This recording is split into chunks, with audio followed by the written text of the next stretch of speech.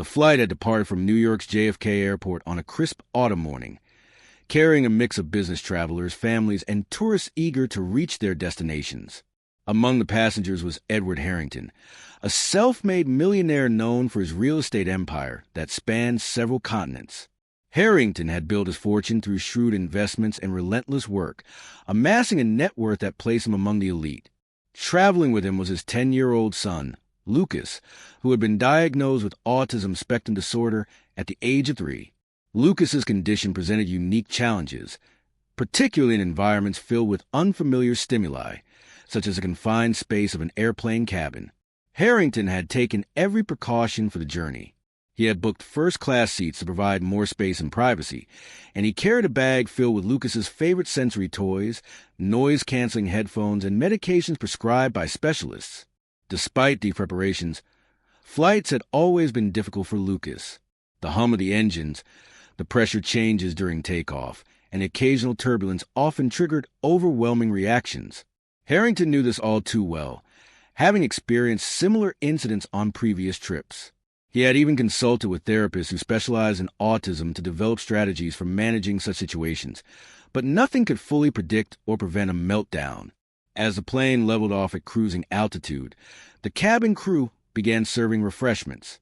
Passengers settled into their routines, some watching movies on seatback screens, others reading books or working on laptops.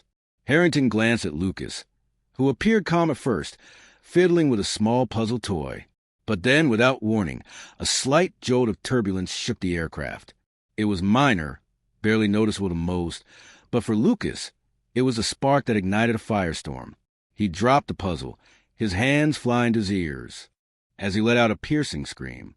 The sound echoed through the cabin, sharp and unrelenting, cutting through the ambient noise like a siren. Heads turned immediately. In the rows behind, a middle-aged woman clutched her armrest, her face twisting in annoyance. A businessman in a tailored suit removed his earbuds, shooting a glare toward the source of the disturbance. Whispers began to spread. "What's going on up there?" One passenger muttered to his companion. "Can't they control their kid?" Harrington felt the weight of those stares. He leaned over to Lucas, speaking in a soothing voice honed from years of practice. "It's okay, buddy. Deep breaths. Remember our breathing exercises." But Lucas's screams only grew louder, his body rocking back and forth in his seat as he flailed his arms. The flight attendants responded quickly, trained for such scenarios but limited in what they could do. One attendant, a young woman named Sarah, approached Harrington with a concerned expression. "Sir, is there anything we can assist with? Perhaps some water or a quiet space?" Harrington nodded appreciatively, but explained Lucas's condition briefly. "He's autistic. The turbulence set him off. I'll handle it." Sarah offered a blanket and some snacks, hoping to distract the boy, but Lucas pushed him away, his cries escalating into wails that filled the entire first-class section. In the economy cabin, further back on the plane, sat Jamal Thompson, a 12-year-old black boy traveling with his mother, Aisha. The Thompsons were far from wealthy. Aisha worked 2 jobs as a nurse's aide in a Brooklyn hospital to make ends meet, and this trip to London was a rare opportunity. Funded by a community scholarship program that recognized Jamal's exceptional talent in music. Jamal had won a spot in a youth orchestra workshop in the UK, a chance to play the violin alongside prodigies from around the world. Despite their modest means, Aisha had saved for months to cover the remaining costs, packing their carry-ons with homemade sandwiches to avoid expensive airport food. Jamal had noticed the screams from the front of the plane almost immediately. He turned to his mother, his brow furrowed. "Mom, that kid sounds really upset." Aisha sighed, adjusting her seatbelt. "Yeah, honey, sounds like he's having a hard time. But it's not our business. The crew will handle it." But Jamal couldn't shake the feeling. He had a cousin back home who was on the autism spectrum, and he remembered how certain sounds or touches could calm him during overwhelming moments.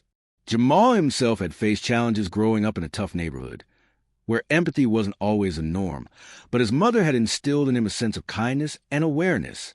As the screams continued for what felt like an eternity, though it had only been about 10 minutes, the tension in the cabin mounted. Passengers exchanged frustrated glances, some muttering complaints under their breath. One man in business class stood up, approaching a flight attendant. "This is ridiculous. I paid good money for a peaceful flight. Can't you do something?" The attendant apologized profusely, explaining the situation, but the man huffed and returned to his seat. Harrington, meanwhile, was growing desperate. He tried holding Lucas, but the boy pushed him away. He offered the headphones, but Lucas knocked him to the floor. Sweat beaded on Harrington's forehead as he whispered apologies to nearby passengers. Back in economy, Jamal made a decision. He unbuckled his seatbelt and stood up, ignoring his mother's whispered protest. "Jamal, sit down. What are you doing?" But Jamal was already moving down the aisle, his small frame weaving past carts and legs. He carried with him his violin case, a battered but cherished instrument gifted by a local music teacher. The case was stickers covered from various community events, a testament to his dedication. As he approached the divide between economy and first class, a flight attendant stopped him. "Young man, you need to return to your seat. This area is restricted." Jamal looked up with earnest eyes. "Please, ma'am, I think I can help that boy. I have something that might calm him down."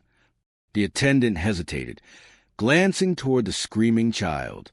Sarah, the same attendant who had spoken to Harrington, overheard and intervened. "Let him through. It can't hurt to try." With a nod, she escorted Jamal forward. Harrington looked up in surprise as the boy approached. Jamal was dressed simply in jeans and a hoodie, his sneakers worn from daily use. "Hi, sir," Jamal said politely. "I'm Jamal. I heard your son. My cousin is like him sometimes.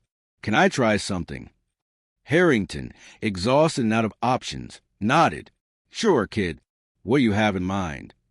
Jamal knelt beside Lucas's seat, opening his violin case carefully.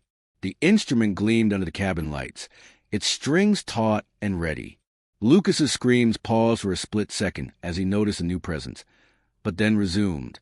Jamal didn't flinch. He positioned the violin under his chin and began to play a soft melody, a simple lullaby he had learned years ago, one that his mother used to hum to him at bedtime. The notes were gentle, flowing like a calm river, not loud but resonant enough to cut through the chaos. At first, nothing changed. Lucas continued to rock and cry. But as Jamal played on, varying the tempo slightly to match the boy's rhythm, something shifted. Lucas's hands lowered from his ears. His screams tapered into whimpers. The cabin fell quieter, passengers leaning forward to watch. Jamal transitioned into another piece, a soothing classical tune from Bach that he had practiced for his upcoming workshop. The music filled the space, wrapping around Lucas like a warm blanket. Harrington watched in amazement as his son's body relaxed. Lucas's eyes focused on the violin, his breathing slowing. He reached out tentatively, touching the wood of the instrument. Jamal smiled, not stopping his playing but nodding encouragingly. "You like that? It's okay, you can touch it gently." Lucas's fingers traced the curves, and for the first time in what seemed like hours, silence descended, broken only by the violin's melody. The entire plane seemed to hold its breath. The businessman who had complained earlier now stared in awe. The woman who had clutched her armrest wiped a tear from her eye. Flight attendants exchanged glances of relief and wonder. When Jamal finished the piece, Lucas was calm, sitting still with a faint smile. Harrington extended his hand. "Young man, I don't know how to thank you. That was incredible." Jamal shrugged modestly. "No big deal. Music helps my cousin, too. Glad it worked." As he packed up his violin, Harrington pulled out his wallet, intending to offer a reward, but Jamal shook his head. "I don't need money, sir. Just happy to help." But Harrington insisted on learning more about the boy. Over the remaining hours of flight, they talked. Harrington discovered Jamal's background, his talent, and the scholarship that had made this trip possible. Moved by the boy's selflessness, Harrington made a quiet promise to himself. Upon landing in London, the story didn't end. Harrington, true to his word, contacted the organizers of the youth orchestra workshop. He donated generously, ensuring Jamal received top-tier instruction and even a new violin. News of the incident spread through social media, shared by passengers who had witnessed it. Headlines praised the poor black boy who tamed a meltdown with music. though Jamal disliked the label, preferring to be seen as just a kid who cared. In the weeks that followed, Harrington and his family connected with the Thompsons. Lucas and Jamal met again, this time on the ground, where Jamal taught Lucas simple notes on the violin. The experience opened Harrington's eyes to the broader needs of families dealing with autism, leading him to fund initiatives for sensory-friendly travel options on airlines. Aisha, Jamal's mother, found herself overwhelmed by offers of support from strangers inspired by her son's actions. Years later, the event remained a pivotal moment for all involved. Lucas, with ongoing therapy in the memory of that flight, learned new coping mechanisms, including music therapy. Jamal pursued his passion, eventually earning a scholarship to a prestigious conservatory. Harrington often reflected on how a single act of kindness from an unlikely source had bridged worlds divided by wealth and circumstance. The ripple effects extended beyond individuals. Airlines began implementing training programs for crew members on handling passengers with autism, inspired by accounts of flight. Community programs in underprivileged areas received boosts in funding for arts education, recognizing music's power to heal and connect. Passengers from that flight shared their stories at gatherings, emphasizing the importance of empathy in unexpected situations. One passenger, a journalist named Elena Ramirez, who had been seated nearby, wrote an article about the incident for a major publication. Her piece detailed the buildup of tension, the boys' intervention, and the profound calm that followed. It garnered thousands of shares, prompting discussions on social platforms about inclusivity and understanding neurodiversity. Elena interviewed Harrington, who spoke candidly about the challenges of parenting a child with autism in public spaces. "It's not always easy," he admitted, "but moments like this remind us we're not alone." Aisha Thompson, in her own interview, highlighted Jamal's upbringing. "He's always been observant and kind-hearted. In our neighborhood, you learn to look out for each other." Jamal himself downplayed his role. "I just did what felt right. Anyone could have tried." The story also sparked academic interest. Researchers in psychology and music therapy cited the incident as a real-world example of how auditory interventions can soothe sensory overload in autistic individuals. Studies reference the flight, exploring the neurological basis for why certain melodies resonate during meltdowns. Conferences featured panels where experts discussed replicating such outcomes through accessible tools like apps with calming sounds. For Lucas, the flight marked a turning point in his social interactions. Encouraged by the positive outcome, Harrington enrolled him in group activities focused on music and art.